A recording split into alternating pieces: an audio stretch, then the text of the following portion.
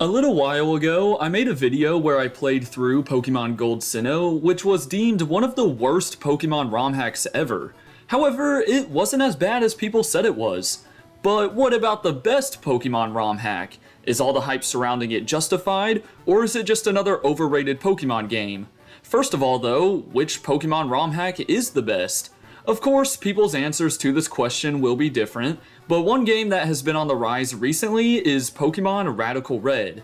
It seems like everyone and their mother is streaming this game right now, and from what I've heard, people love it. So it was about time for me to check it out. But today's goal isn't to complete a hardcore Nuzlocke or anything, rather it's to find out if this ROM hack really is the greatest. By the way, I'm not the type of person to tell you guys to subscribe 20 times throughout a video, but look at this ratio. Come on, I think we can do better than that. Anyways, without further ado, let's see if Pokemon Radical Red deserves the title of the best Pokemon ROM hack. The game began as usual with me calling myself TQ and naming our rival Blue. Now before you can start moving around in your bedroom, a bunch of different options appear on the screen. This is where you can select if you want to do things like a hardcore Nuzlocke, randomizer, or if you want to just play through the game normally. For the sake of this video, I'm just going to play through Radical Red the way that the developers intended it, meaning I'll be on the default difficulty and there will be no randomizer. Anyways, upon walking downstairs, our mom asked us which region we wanted our starters to come from. This is really awesome because you basically have the choice between any of the starter Pokemon from Gens 1 through 9. However, you know I couldn't not choose my favorite Pokemon, Turtwig. After making that selection, Blue took us on in a battle with his Charmander. I guess he'll always have the Kanto starter that's super effective on you. I nearly won this fight, but Charmander barely held on to take me out. Luckily, you don't have to be victorious. Once we arrived in Viridian City, I learned that following Pokemon is a feature in this game, so that's pretty neat. I then had to get Oak's parcel and deliver it back to his lab in order to receive the Pokédex. On my way back through Route 1, I decided to catch a Galarian Zigzagoon. I've never used a Zigzagoon or its Galarian form at that, so I figured this would be a good time to do so. In the house next to the Pokemon Center in Viridian City, this teacher offered us a challenge. If I could beat her team of level 100 Shedinjas using a certain group of Pokemon, then she would give us a reward. But right off the bat, I could tell this battle was BS as she had a Focus Sash on her first Shedinja, and I didn't want to sit here for an hour coming up with the best strategy, so I just gave up. Over on Route 22, we suffered another loss to Blue.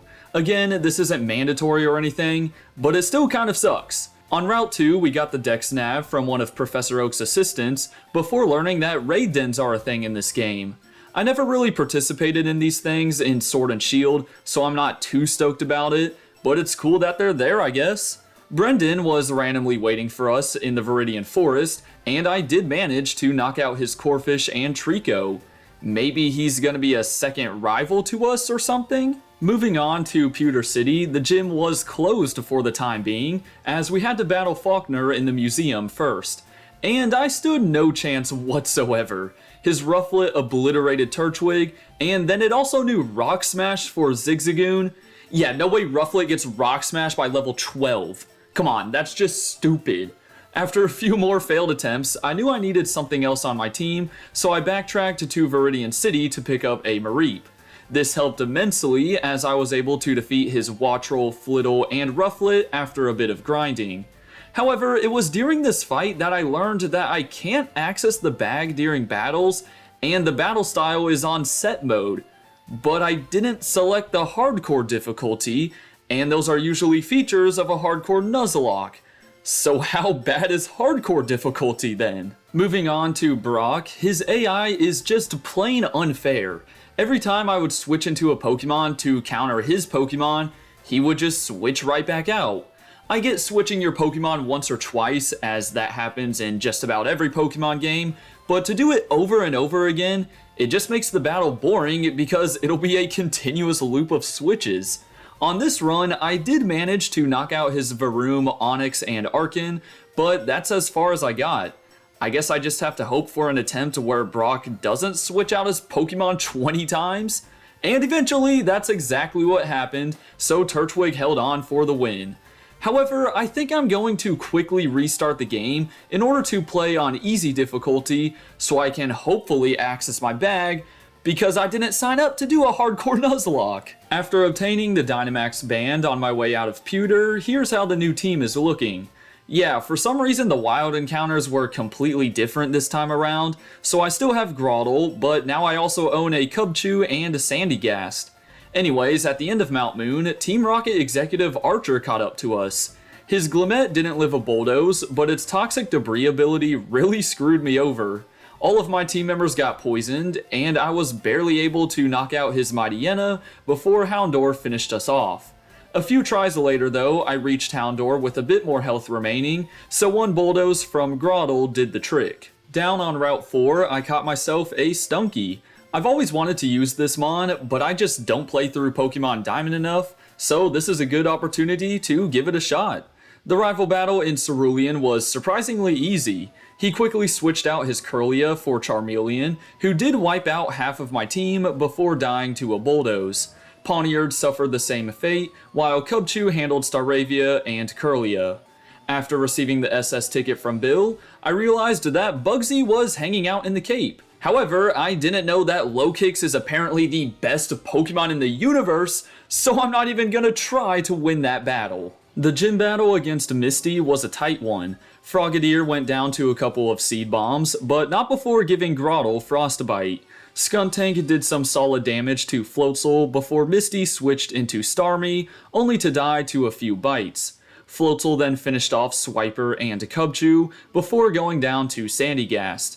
Clodsire was out last, but it couldn't really touch Larry, so we won on the first attempt. In the SSN, I guess the creators decided to randomly put this mandatory double battle on the second floor, and it's impossible.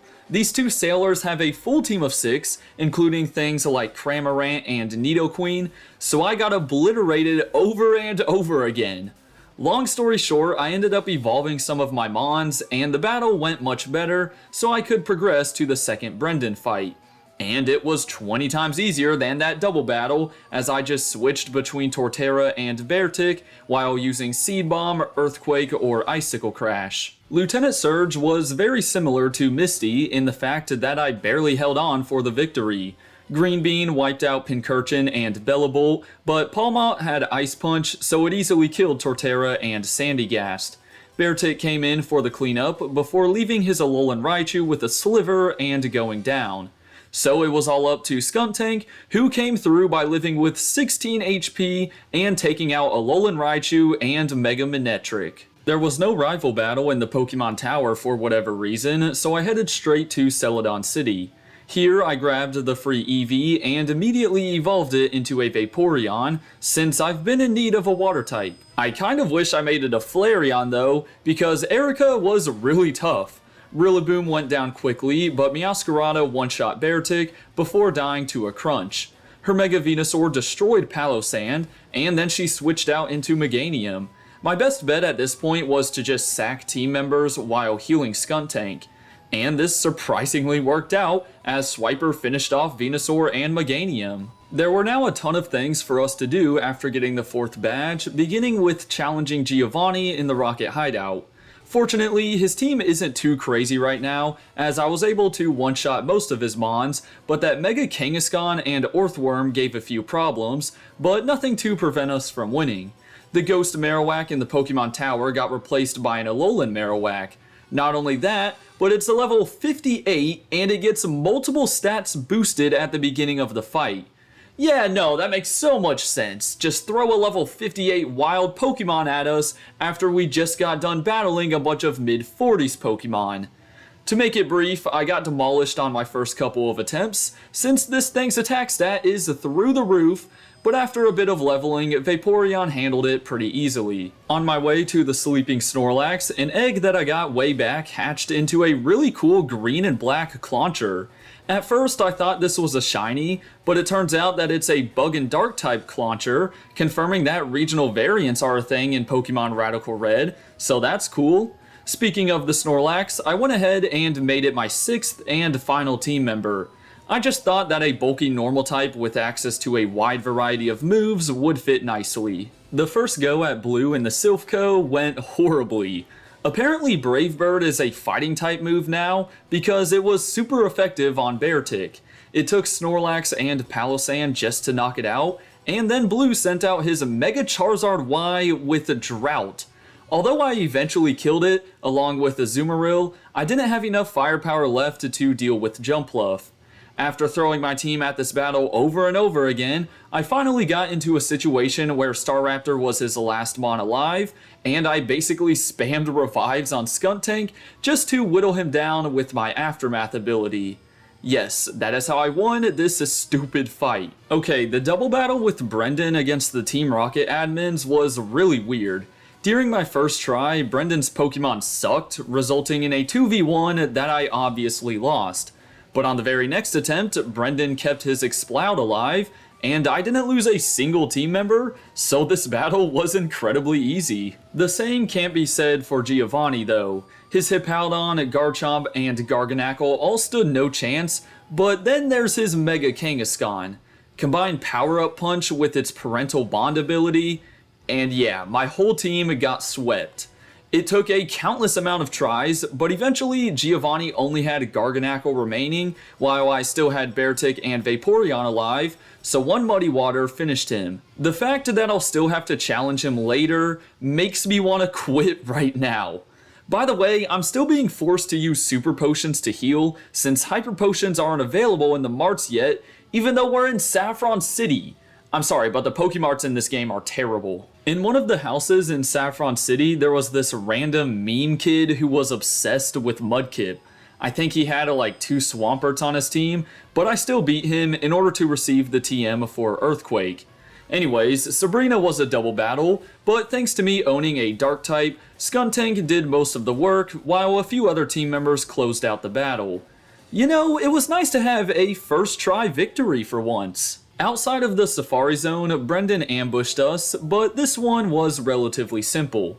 Sure, his Mega Sceptile caused a bit of trouble, but that's about it. Now, in order to access the Fuchsia City Gym, the game forces you to backtrack and rematch the first 3 gym leaders. And I'm just asking, why? I mean, I won all of the rematches on my first try, and you do get some cool rewards, but in my opinion, this should be an optional thing, because that's how it is in other Pokemon games that feature gym leader rematches. Not to mention, I still can't use Fly outside of battle, so it was annoying having to walk back to Pewter, Cerulean, and Vermilion City. As for Koga himself, he used a pretty cool team that didn't consist of all poison types. He had a lot of ninja-like Pokemon, as well as a Mega Toxtricity. Admittedly, it looks a lot like regular Toxtricity, but cool nonetheless. I guess the protagonists from Hoenn have a reputation of jumping people out of nowhere, because that's exactly what May did in front of the Pokemon Mansion. This battle shouldn't have been too bad, but her stupid Breloom had a Spore and Substitute. Yeah, that combination alone just makes me want to call this game the worst ROM hack. I ended up having to spam Hyper Potions on Skuntank just to make it go down. Thank goodness the rest of the fight was a piece of cake. So, the Cinnabar Gym completely defies logic, as there is a constant drought going on, even though we're inside. I had plenty of counters for Blaine's fire types, but his Slitherwing caused some issues. If you want me to be honest, I still have no idea what typing that thing is. Eventually, I got through it and obtained the 7th badge. Now, typically in the Kanto region, this would be the time to enter the Viridian City Gym and try to get our final badge. However, Brendan stopped us along the way, claiming that Team Rocket has infiltrated the Cerulean Cave. Upon entering the dungeon, Ariana and Brendan get into a tussle, allowing us to continue forward. Not for too long though, because Archer and Ariana caught up to us, and yes, you have to battle them back to back without healing. I don't know how anyone doing a Nuzlocke gets through these 2 battles, as they both own 4 Pokemon who are all strong and fully evolved. Not to mention, you'll have to deal with a Mega on each of their teams too. Now hey, I made it through these battles, but that's only because I had to spam healing items, especially against Ariana's Honchkrow, who literally got a critical hit on every single turn.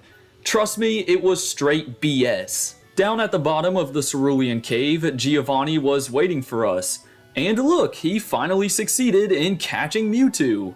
Not really sure where he got that Master Ball though, because we got the one in Silph Co. Anyways, Lance teams up with you for this double battle, and you need his help because Giovanni uses Pokemon like Tapu Lele, Mega Mewtwo Y, and Celesteela. Oh yeah, let's just give a bunch of legendaries to the evil villain, even though he didn't have them in the previous fights. Yeah, that makes sense. To keep it brief, we got smoked on the first try, but a couple of attempts later, I got the idea to use some max potions on Lance's team members. Due to my amazing thinking, we made it to Giovanni's Elastamon with Skuntank and Dialga alive, so it was an easy victory. After the battle, there's some emotional conversation between Giovanni and his admins or whatever, before Mewtwo somehow escapes the Master Ball and teleports us outside. From there, it looks like Team Rocket disbands, and Lance hands you the Salamencite. The true 8th gym leader in Pokemon Radical Red is actually Claire. She of course has a team of dragons, but the only one that was a little difficult to deal with was Dragonite. As for the rest of her team, I handled them without too many issues. After learning that roaming legendaries have appeared, it was time for another match with Blue. Other than his pesky Staraptor and Sandy Shock that wouldn't stop using Volt Switch, it was a pretty simple one. Just before entering Victory Road, guess who ambushed us? Brendan. This time around, he managed to get his hands on some legendaries, including Deoxys, Landorus, Jirachi, and Galarian Zapdos. Jirachi was the only one that gave me some real issues as I got it to low health, but you wouldn't believe how many times Vaporeon got fully paralyzed. Regardless, we got the W. The random battles didn't end there though, as right as we exited Victory Road, the creator of this ROM hack himself, Supercell, was ready to fight. And at first, I saw his level 97 Gigalith, and I was like, oh, here we go again with another BS battle. But then he sent out a Shedinja, and another Shedinja, and another one. And due to Gigalith's Sandstream ability, you hardly have to do anything to defeat his team of Shedinjas. You know what? I appreciate that, because that was pretty funny. It looks like the Elite Four remained the same, as Lorelei was up first. This was yet another double battle, and she used a Walking Wake and a Primal Kyogre. Yeah, newsflash, I can't beat that. Unless I spam max potions on Snorlax while he uses Work Up, and then sweep the rest of Lorelei's team. I don't care if you call that strategy cheap, that is the only shot I had at winning. The Bruno battle, on the other hand, wasn't too shabby. Sure, he owned a Zacian and Urshifu who I had to heal stall with Skuntank, but I still won on my first attempt. Similarly, Agatha was a first try victory, even though she used a Chien Pao and Marshadow.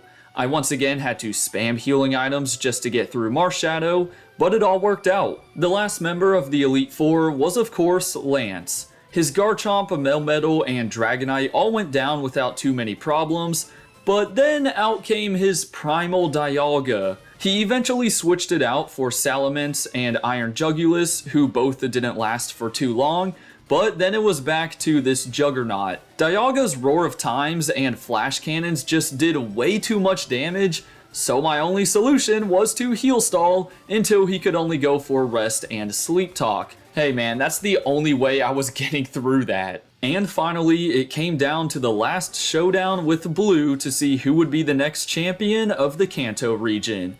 I hit his Pheromosa hard before he switched into Yveltal, who didn't last very long against Snorlax, so Eternatus was out next.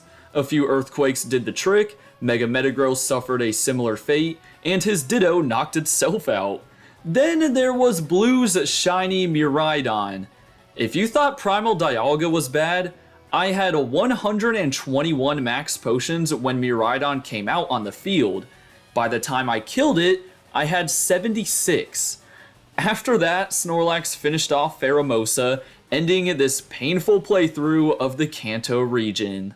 Well, that was Pokemon Radical Red. Did I enjoy it? No. Now I can already see the comments pouring in. Oh, Terraquake just doesn't like a challenging game, he's such a big fat baby. Just let me explain myself. I do enjoy a good challenge, especially in Pokemon games, which are typically known for being on the easier side. But there's a certain point where it becomes too much. In my opinion, a good video game strategically separates its more difficult areas instead of throwing them at the player over and over again to the point where there's no break. Just about every trainer on every single route had a fully evolved, high-level team of Pokemon that all had held items and all had the best possible movesets to counter even your Pokemon that were super effective on them. I mean, I was going back to the Pokemon Center to heal after just about every fight, and it got repetitive. So after a little while, it just wasn't very fun. Additionally, if you know me, I am not into competitive Pokemon very much. I don't necessarily like building a full team of 6 Pokemon that have to have perfect EVs and IVs along with a perfect moveset and perfect held item. And the problem here is that it felt like I was in a Pokemon VGC tournament battle on every route and in every gym. Now don't get me wrong, the quality of life improvements were great. You don't have to worry about HMs, grinding is incredibly easy, and all the items in the Pokemart are super cheap, even though you can't buy Hyper Potions until way later on in the game. Unfortunately though, all of that isn't enough to outweigh the repetitiveness and constant BS that I experienced in every battle. Now in no way am I trying to hate on the creators or anything, as they've made a great Pokemon ROM hack, and I can see why some people call it the best. But personally, it's just not for me. By the way, if you're wondering why I didn't play through the post-game, well, if you've been around on the channel for a bit, you know what I'm saving it for. Anyways, I still had a lot of fun making this video, as I always do, and I hope you guys enjoyed it just as much. For now though, have a great rest of your day, and until next time, deuces!